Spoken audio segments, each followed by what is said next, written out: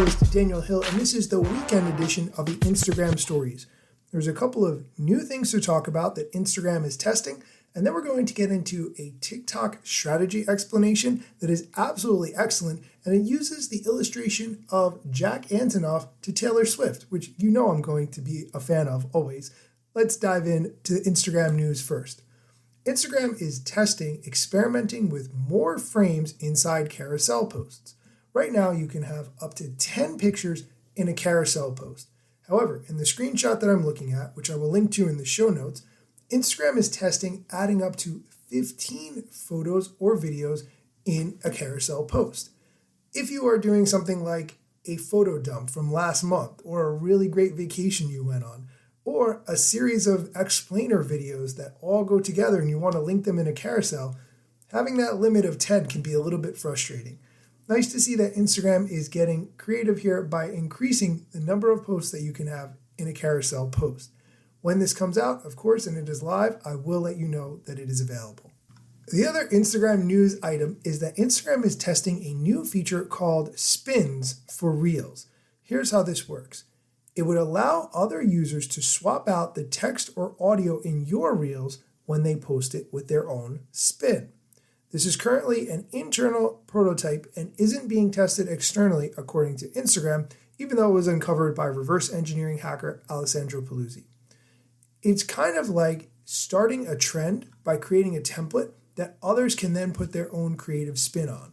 So if there's a trending template that somebody created, you could swap out the text or the audio to change the meaning to fit another scenario. For example, you could have a video of your dog yawning and then share it with the text, "Me on Monday mornings." But then if you turn on the spins feature, someone else could reshare your video and swap out the text with something like "Me trying to stay awake in class." Based on the screenshot, it seems like creators would get credit for their original reel each time that someone creates a spin based off of it, which would allow them to reach a wider audience. Of course, users could turn that feature on and off for different reels, so if you had a reel that you didn't want other users to spin off of, then they would be prevented.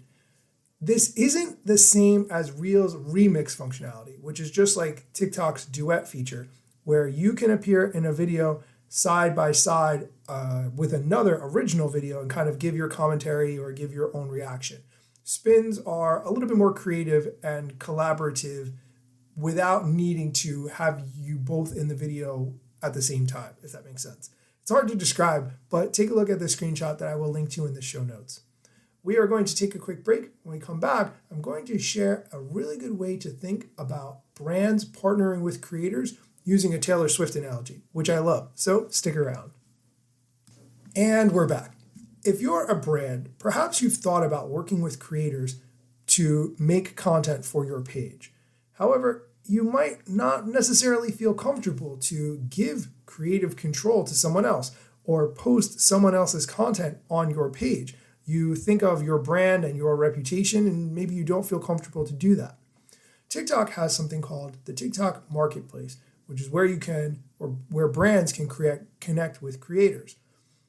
They posted a really good Zoom call where they explained about the TikTok Creator Marketplace, how it works, some of the features, reasons to use it.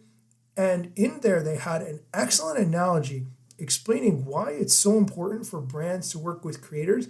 And they used the analogy of a music producer. What does a music producer do? Great question. You're going to like this clip. But when it comes to the matter of trusting a creator's vision and leveraging them effectively in comedy content, a really great metaphor comparison that I like to draw is between a music producer and a musician, right? I'm sure many of us have a favorite music producer. Mine is Jack Antonoff. Swifties on the call, raise up. And if you think about the relationship between a musician and a music producer, the musician in this context is an advertiser, right? The person whose image and brand and ideas are shared on the platform or shared with the world. In the context of music, that's their album, that's their song.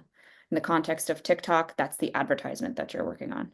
And what a creator can do is the same thing that a producer can do for a really good musician.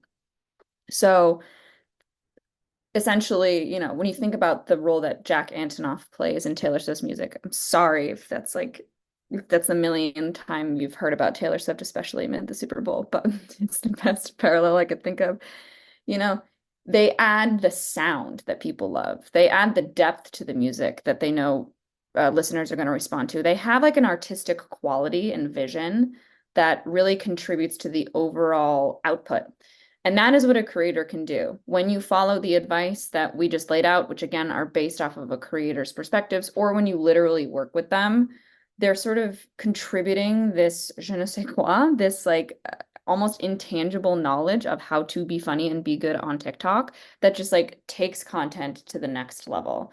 So they really have that kind of artistic value that is almost invaluable in the realm of TikTok, especially since entertainment and quality videos are the most important factor in driving connection. So there's this great quote from a music producer who was once asked in an interview, like, what do you actually bring to the table? Like, what do you as a music producer do?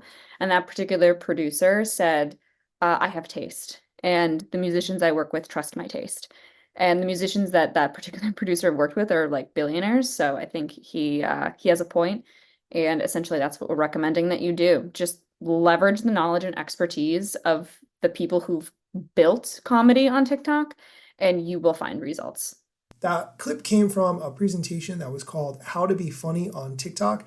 And I'll be honest with you, the whole presentation did not have a huge amount of gems. That was my favorite part, but I will link to it in the show notes so that you can check it out for yourself. That is going to do it for today's episode. As always, thank you for listening. If you have time, go create some content. Go make something silly, riff off somebody else's content, whatever project you've had in your mind that would be cool to create and you just never got around to doing it before, plan it out. Take some steps, post it. It might not be awesome, but at least you would have made something and you can look back and be proud of it. Thank you so much for listening. At least you would have made something and you can look back and be proud of it. Thank you so much for listening.